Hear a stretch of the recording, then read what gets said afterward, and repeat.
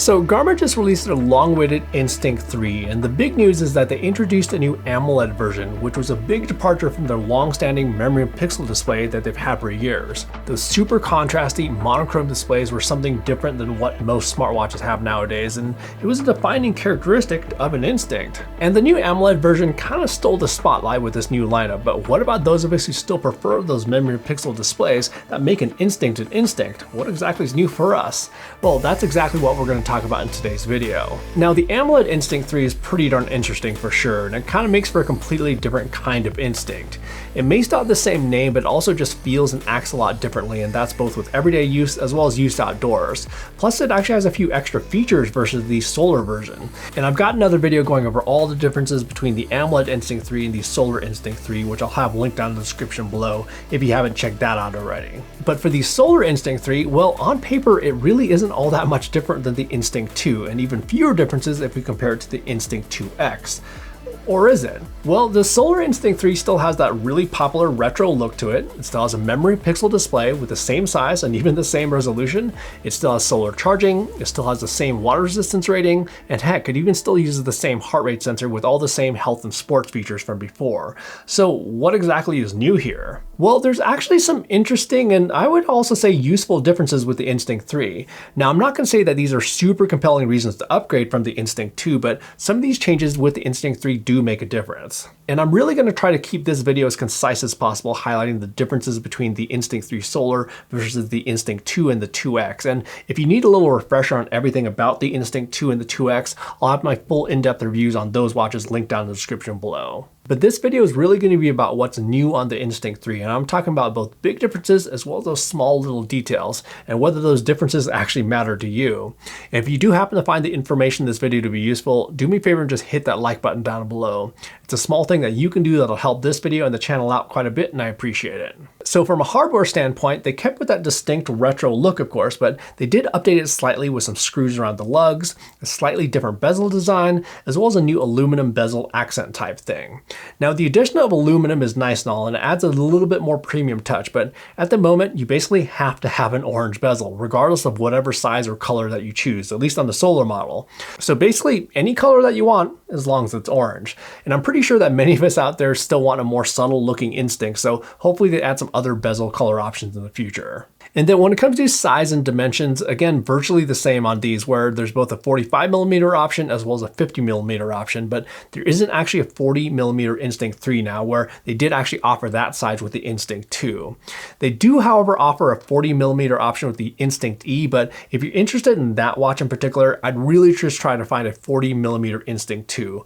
More thoughts on the Instinct E in a follow-up video, though. Oh, and then one more thing here is that they've actually gone away from the S and the X naming conventions for the smallest and largest sizes now, where they're just saying the actual dimensions of the case, so 45mm and 50mm. And this is actually the same thing that they did with their Phoenix 8 lineup, where they dropped the S and the X from those models as well. It just creates a little bit less confusion. And then for the weight, virtually the same here again with the 45mm Instinct 3 versus the 2, but they did actually reduce the weight of the 50mm Instinct 3 by about 9 grams or so. So these are basically still all nice, lightweight, comfortable watches. Now, one arguably huge upgrade for the 45mm size, though, is that these now get the dedicated LED flashlight, or what they call a torch, and this is really probably one of the most useful upgrades for the 45mm model.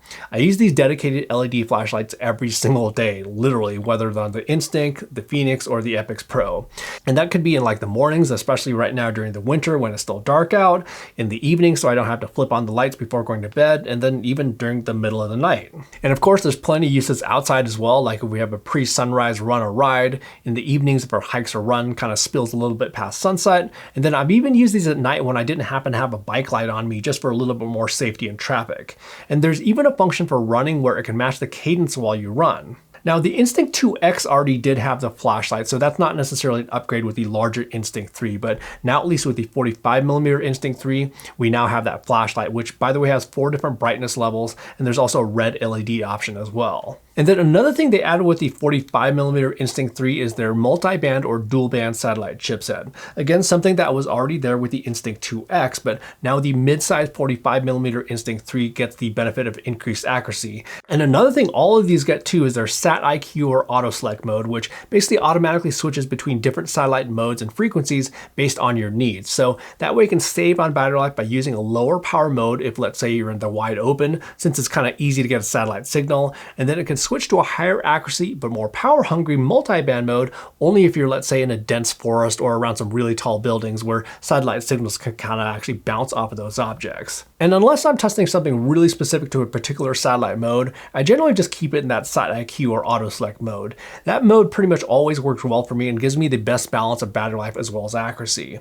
And that actually was something that was missing from the 2X when that came out, even though it did have a multi-band chipset. But again, all Instinct 3s across the board now have both multi-band as well as Sat IQ. And then when it comes to the display, so these may have the same size as well as resolution as before, but these actually have some surprising upgrades here, which I think kind of makes a big difference when it comes to brightness as well as overall visibility. So just looking at these side by side, you may think that I have different brightness settings, but that's actually the difference here with the backlights, where the Instinct 3 gets way brighter, and the difference is kind of crazy when you see it in person. Now, it's not like I really had any complaints about the 2 or the 2X, but the Instinct 3 is kind of on a different level here. But the other thing that helps with visibility and clarity is that with the Solar Instinct 2 and the 2X, so those had a translucent solar panel on top of the display, which was designed to help harness more solar power. The drawback to that extra layer though is that it wasn't completely clear and kind of made light reflect off of it. But now with the Instinct 3, these actually don't have that additional layer anymore and just adds that increased visibility. And I can't really express enough how much of a difference the display is with the Instinct 3. And I think Garmin even said it's like something like 2 times more contrast or something like that.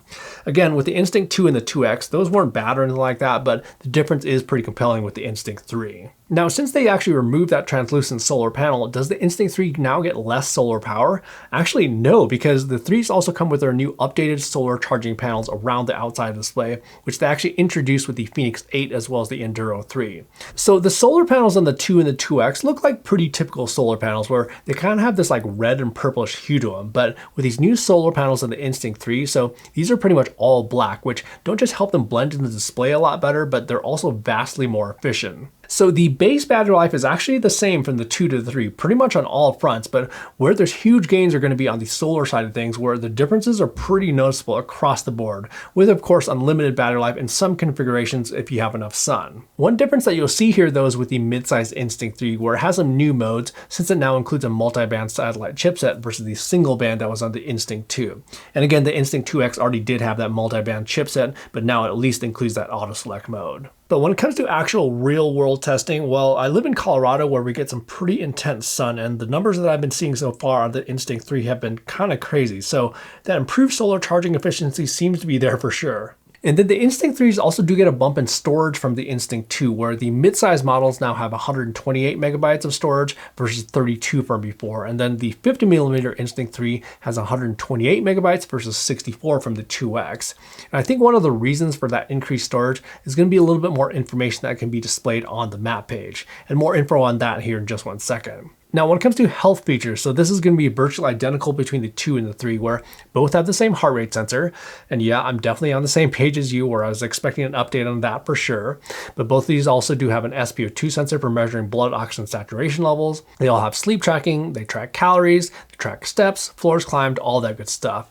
And then both the 2 and the 3 also come with Garmin's morning report feature as well, that kind of gives you information that you likely want to know first thing, like your sleep score, HRV status, as well as recovery. But in addition to sleep tracking, the Instinct 3 now also comes with their sleep coach feature. So what this does is that it basically gives you a recommendation for an amount of sleep that you should aim for tonight's sleep. And that's based on your previous night's sleep, as well as your activity level throughout the day. And this is actually a dynamic metric that can update throughout the day. Like if you had a workout that just crushed you, it'll likely recommend more sleep that night. But if you had a nice relaxing recovery day, it may adjust this recommendation for not needing as much sleep. And then another sleep-related feature that Instinct 3 gets is automatic nap detection. But if you really want to make sure you don't sleep through your next important Zoom call, you can always set a nap timer by going into the nap glance and then manually setting it up from there. And then when it comes to watch faces, the Instinct 3 has some new watch faces to choose from, but interestingly, it doesn't include any analog watch faces that were included before. And I always find it a little bit strange that Garmin just doesn't include all the previous watch faces from previous generation models. You will notice that the Instinct 2s have these inverted watch faces with a white background, but you can go ahead and invert any of the watch faces as well on the Instinct 3.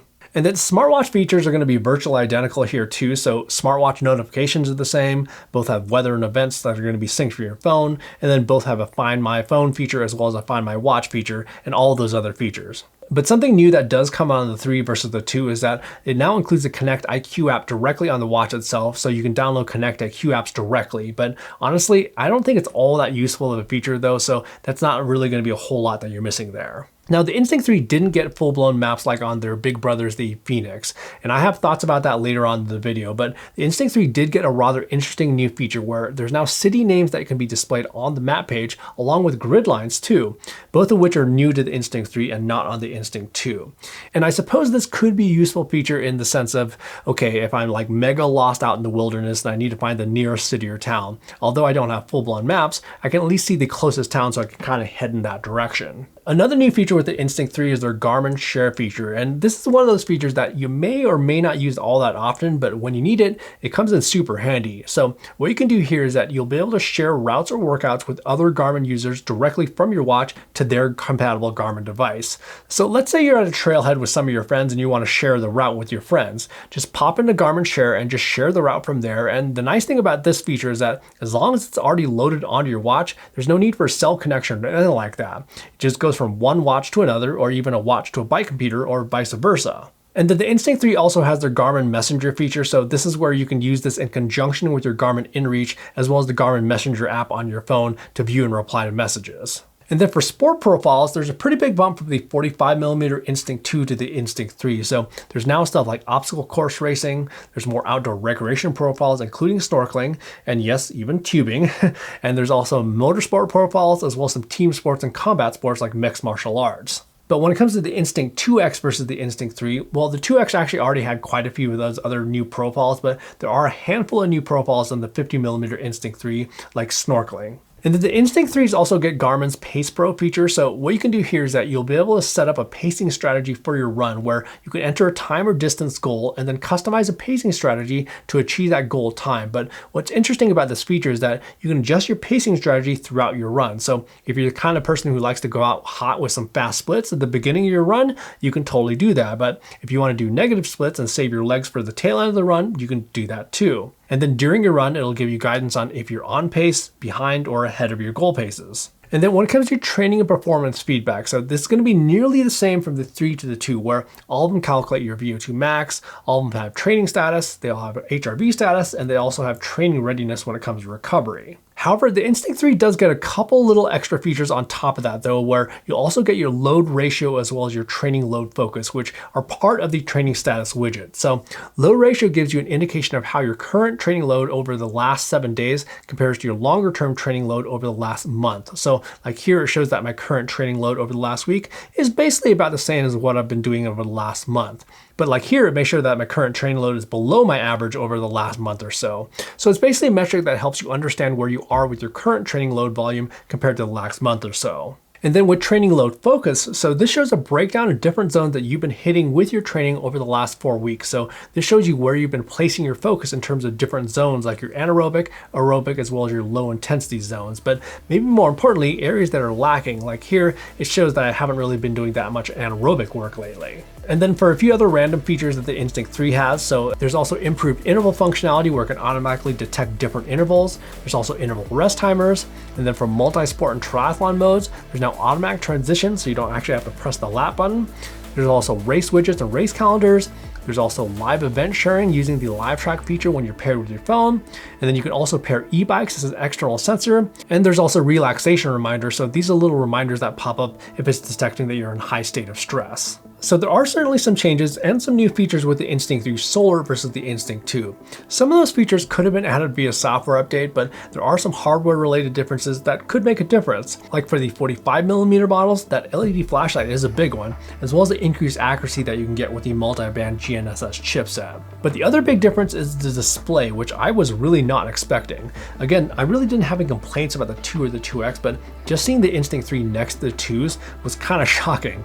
And then of course there's that drastically increased solar efficiency, along with the fact that it just kind of looks better with those black solar panels. Now, even though there certainly are some differences between the Solar Instinct 3 versus the 2 or the 2X, I still find it a bit challenging to say it's an easy button upgrade. So if your Instinct 2 or the 2X is still working, I'd say probably just go ahead and stick with it. And really the biggest reason I say that is that the 3 still has the same heart rate sensor as the 2 and the 2X, and I would have put all my money on the table that Garmin would have actually updated the heart rate sensor. I can't actually see why they didn't put maps into the Instinct 3, and I think that mainly comes down to the lower resolution display of the Solar model. I think that would have just been really challenging to do with that kind of display, but for the AMOLED version, well, that'll be a discussion for another day. Anyhow, that's all the differences between the Instinct 2, 2X, as well as the Instinct 3, and if you found the information in this video to be useful, do me a favor, just hit that like button down below, and also subscribe to the channel for plenty more sports tech videos that are right around the corner. In the meantime, have fun out there, and we will see you in the next video.